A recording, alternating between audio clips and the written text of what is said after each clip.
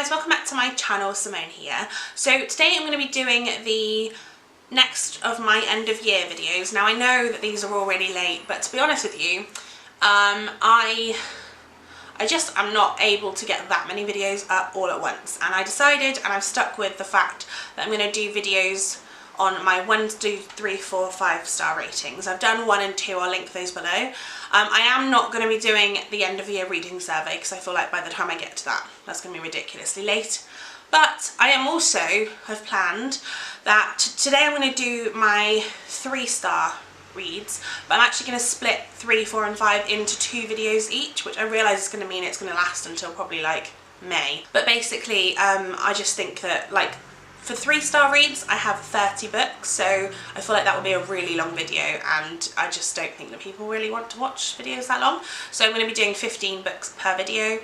So today I'm filming part 1 of my 3 star reads of 2017. I hope that's okay with you guys. Let me know if there's anything else you want to see. But yeah, I'm just going to be talking about the books that I thought I liked. Basically, Goodreads says that 3 star books are I liked it. So basically this is kind of like books I liked that weren't like groundbreaking, but I did still really like them. So yeah, let's get into that. So the first book I gave a 3 star is The Bad Beginning by Lemony Snicket, which is the first book in the A Series of Unfortunate Events.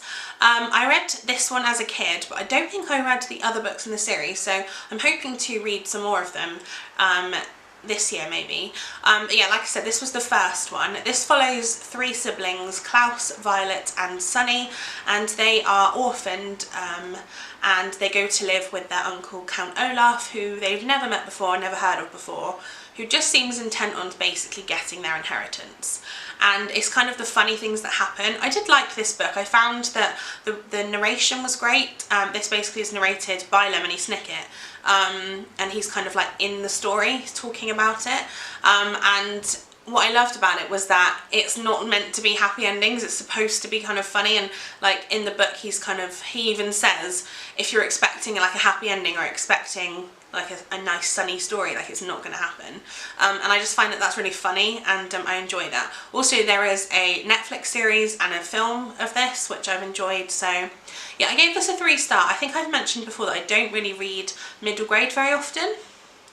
And so I tend to find that middle grade books get a lower rating from me, but a 3 star is still a great rating, and yeah, I really liked this one and I would like to continue the series. The second book that I gave a 3 star was The Reapers Are the Angels by Alden Bell. Now my boyfriend Artceptual, who I always link below anyway, loves this book. Like, it's one of his favourite books of all time. I gave this I think a 4 star when I first read it, but I actually gave it a 3 star on a reread because basically I reread this because he'd read it and he wanted to talk to someone about it, and I'd kind of forgotten some of the main points about it, so I thought I'd give it a reread, and that way I can kind of remember everything. And I did like this book, but I found it quite bitty, let's put it that way. Basically this follows Temple, who is a young girl who is living in a dystopian world where basically, well, it's the end of the world, like there's zombies and things, and she is essentially trying to find her way in that kind of world. And I did enjoy this, like I said, but there were lots of things that happened that were a bit strange. There's quite an uncomfortable sex scene between her, and she's 14, with an older man, and I just find that a bit weird. And there's something about this I just found a little bit, it lacked a little bit for me. And maybe, and I've said this before, maybe it's because I've read so many dystopian books now that when I read one I really need something that's amazing for me to find it really great. So it probably is something to do with my reading habits, but I did like this book and I gave it a 3 star. Next up is The Lion, the Witch and the Wardrobe by C.S. Lewis, which is part of the Chronicles of Narnia. I don't know what order they're in. There's like 2 different orders that you can read them in. You can read them publication date, or you can read them like the order of the events in them. I have no idea. I didn't really read them in any specific order because I read them as a kid. I've also seen most of the like TV adaptations of them, so I feel like I know the story anyway. But this follows 4 children, the Pevensey children, and it is Lucy, Edmund, Peter and Susan, and they all basically discover this world where when you go back through the back of this wardrobe, Narnia is there. And then there's kind of like a battle with a White Queen and Aslan the Lion's in it, and most people know this story anyway. Again, this is middle grade, so it did get a 3-star from me, but that's a great reading for me, especially for middle grade. That's generally kind of my highest rating for middle grade, just because I generally don't find them enough to warrant more than that, but I did still really like this and I would recommend. And also I have more of C.S. Lewis's Narnia series to read this year, so hopefully I get around to that. The next book I actually read right at the end of December, so it was actually the last book I think I read this year, and that is The Railway Children by E. Nesbit, which was such a beautiful story. Again, this is middle grade, but it basically follows these 3 children, and they live in this big, you know, big house in a big city, and you know, they're very well off basically, and then one day their father goes away and they don't know where he's gone, and their mother moves with them to this little cottage in this tiny little village, and they're suddenly poor, and they have to kind of deal with that along with the railway, which is where they've moved to a place that's really near the railway, so they get to know the railway and the people that work there, and it's just a really sweet book. Not too much happens in it, it's quite sort of family based, I guess. It's not sort of like big adventure based or like action based, but I just found it really lovely to read, and again, this is kind of one of those books that just makes you feel cozy and you're not really sure why. The next one I read was The Summer I Turned Pretty by Jenny Han, which is the first book in the summer series. Now I actually have the second one out from the library at the moment, which I hope to read soon, but I found this book to be a little bit confusing. Basically this follows this girl whose parents go to the same beach hut every single year for summer, and they go there with her mum's best friend and her mum's best friend's family, and the family includes 2 boys, and she's in love with both of them, and it's this like love triangle between them. And the thing I find a little bit uncomfortable about this is the summer I turned pretty. Basically she is alluding that she turned pretty because she hit puberty basically and got boobs and became attractive to the boys, and something about that I find a little bit uncomfortable. Sexualizing puberty is something that I don't necessarily agree with. Anyway, like I said, I did give this a 3-star. I found it interesting. I'm really interested to read the next one, which I think is called... The next one is It's Not Summer Without You, so I'm hoping that that kind of idea goes away, seeing as she will have gone past puberty by then. I also always find the whole love triangles thing with brothers a bit weird, or like sisters anyway. I will link below my video I did called Love Triangles, which is a reads and recommendations video. But yeah, I talk about a bit more in that about it, but I always find it a little bit strange. Like, I've never in real life experienced anyone falling in love with 2 brothers. Like, something about it is just a bit weird to me. But anyway, again, 3-star. Then I read a book called On Dublin Street by Samantha Young, and this is the first book in the On Dublin Street series. And this is kind of like a slightly more charitable 50 Shades of Grey. This is an erotic novel, and I didn't know quite how erotic it was going to be when I read it. I don't think it was... I think if you've read 50 Shades of Grey and you found it a little bit uncomfortable, this isn't quite as erotic as 50 Shades of Grey. Basically, like for the first, I think, 150 pages of this 300-page book, there is no sex in it at all. So, I mean, it does then have a lot of sex in it. But I found the storyline, I enjoyed the storyline anyway. It basically follows this girl who doesn't really know who she is, and something's happened in her past, and basically she's moved in with this girl who has like this massive house because she's got loads of money, but she doesn't want to like live there by herself, so she sort of wants somebody to rent it with her.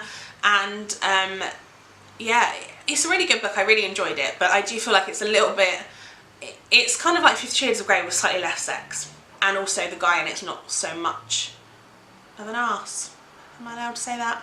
Oops. Next up is a book I read because Zoella mentioned the first book, and I read that last year or the year before.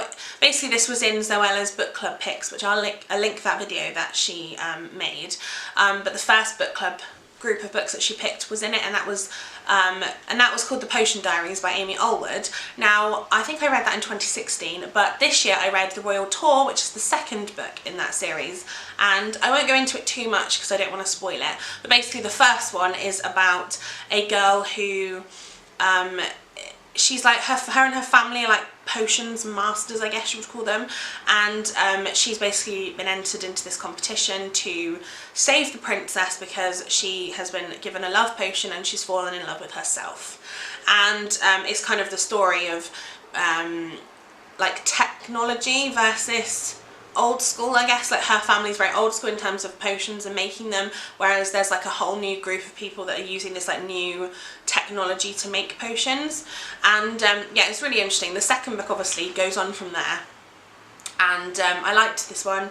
I don't think I liked it as much as the first one, I will say, but I honestly can't remember what I gave the first one, so that's not very helpful. But I did enjoy it nonetheless, and yeah, I would definitely recommend it. I'm glad that Zoella brought it to my attention because it's a really good series. The next one I read was Under the Never Sky by Veronica Rossi, and this was the first kind of fantasy book I'd really read, like YA fantasy so much, but I heard a lot about this on BookTube in general, and this basically follows a world where they live in pods, and these pods you can be like teleported within your mind, I guess, to different places. And anyway, this girl gets cast out of this pod for a specific reason, and then she needs to go and basically find her mum because her mum's gone missing.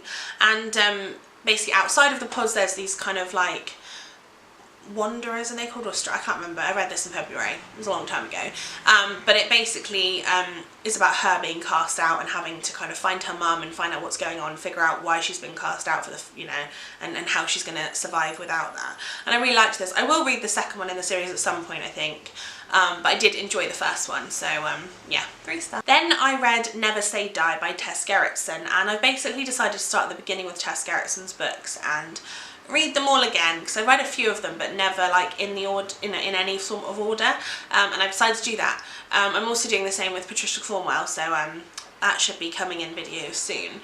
But yeah, basically I read Never Say Die, which is about this woman named Willie Jane Maitland whose father's plane crashes, and she wants to find out what happened to it basically, and she along with this ex-army officer, they go and like search for the truth and to find out what actually happened, and along the way they're kind of like threatened and like essentially like spied on and tried to be killed. So yeah, it's really enjoyable. Not my favourite Tess Gerritsen book. I really enjoy her Rosalian Isles books much better, but I also quite like the standalones just because it's nice to have one story that's just complete within a book. So again, like I said, I gave this a 3-star because to me it was good, but it wasn't like my favourite. The next one I read was a bit of a childhood favourite of mine, and that is Holes by Louise Sacco, which is the first book in the Holes series. I've never read any more than just the first one, but basically this follows a boy named Stanley Yelnats who is essentially convicted of stealing some shoes which he didn't actually steal, but anyway he gets convicted, and instead of going to prison he's sent to this camp where basically they have to dig holes, and every day they have to dig a hole, and it's about the sort of things that have happened and what they're trying to search for, even though they don't necessarily know that they're trying to search for something. And it follows from that. I love all the like characters in this. Like each one of the other boys that is at this place has like its own name. Like you have Zero, and there's just loads of them, and they have such distinct personalities. They really stand out. I really enjoyed this, and it's kind of like, I don't know, it kind of reminds me of like Cowboys a little bit, like Wild West and stuff, just a little bit. Yeah, again, this is middle grade, so got a 3-star from me, but I really did enjoy it. The next one is Mercy by Jodi Picoult. Now, I've read a lot of Jodi Picoult's books before, and I generally find them to be really interesting. Again, I found this one very interesting. Basically follows a man whose wife asked him to help her die because she has this really bad illness and basically is going to die anyway at some point, but she's going to be in more pain, and he helps kill her, or he helps her to die, should I say, and then he's now being investigated for whether or not that was the case. And I always find the idea of like the assisted suicide kind of policies and whether whether it's like legal or not really interesting and difficult to talk about really, because it is one of those things that's a bit more like hushed up, I guess. I think more so now we're talking about it, but definitely not before. And I found this book to be really interesting. I like the fact that Jodi Picoult always researches her books really well, and she does talk about like the 2 different types, like 2 different sides, should I say, and it's never, I've never found, well, not in this book anyway, it wasn't very kind of biased either way. Some of her books I find to be slightly more biased, but this one I didn't. And actually I found both sides to be really interesting because I don't really know where I stand on the idea. And so this book really helped me to kind of understand that a bit more. And again, I love the storyline of this. I did find there was like a weird love thing in this, which I didn't like very much, but the rest of it I thought was really interesting and really fascinating. So definitely a good read and I would recommend. Then I read a book that my sister had talked to me about and then I'd seen on BookTube, so I thought I'll give it a go and give it a read, and that is The School for Good and Evil by Simone, which I believe is the first book in the School for Good and Evil trilogy. I think it's a trilogy. I really enjoyed this book. I gave this, like I say, a 3-star because I think it's middle grade, but it follows these two girls, Agatha and Sophie, and Agatha is this girl with like black hair and she's very kind of, she kind of fits the stereotype of the evil one or like the villain. And then you have Sophie, who is a princess, or she wants to be a princess, and she wants to be the like, she's blonde and she's beautiful and she really wants to be like the good side. Anyway, every year 2 children are taken from the village that they live in and are taken to the School for Good and Evil, and they're put into one of each side, you know, the camps, and they then get to be in fairy tales. And Sophie and Agatha get taken, but Sophie gets put into evil and Agatha gets put into good. And both of them are like, this doesn't make any sense, I don't understand. So I loved this book, I really did. Like I said, it is middle grade, so I only got a 3-star just because to me, like I said, 3 stars kind of where my middle grade generally tends to be. I loved this though, I did think it was great.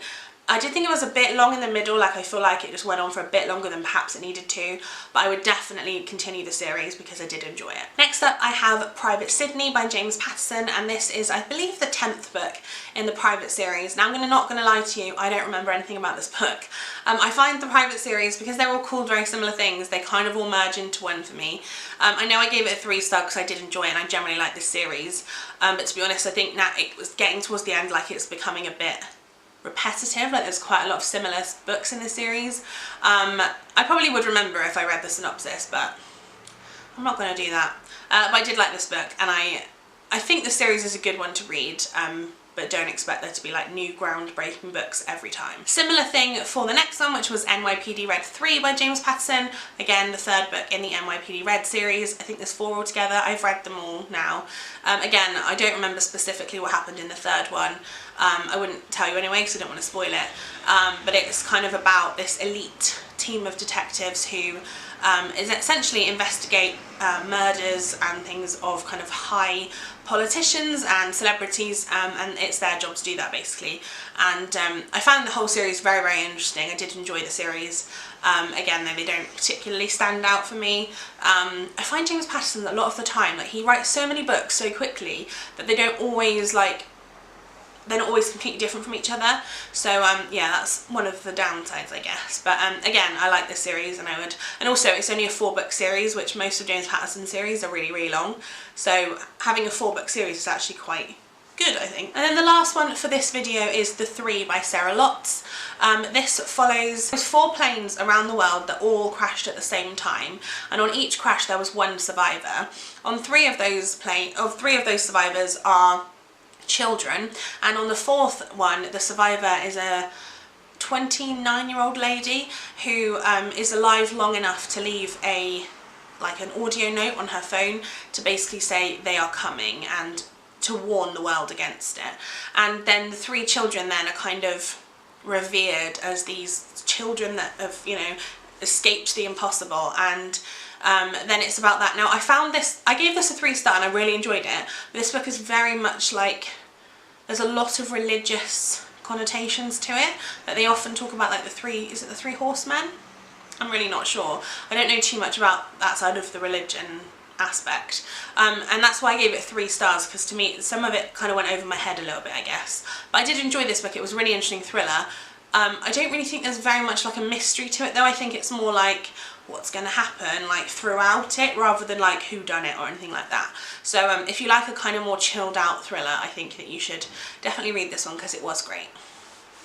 So that is the first 15 books in my 3-star reads of 2017. Let me know if you've read any of these books, because I did enjoy talking about them, and I love reading them too, so hopefully you enjoyed them. Let me know in the comments below what your favourite book in this list was, and give this a thumbs up if you enjoyed it, and subscribe to my channel if you haven't already. And until next time, I'll see you later, guys. Bye.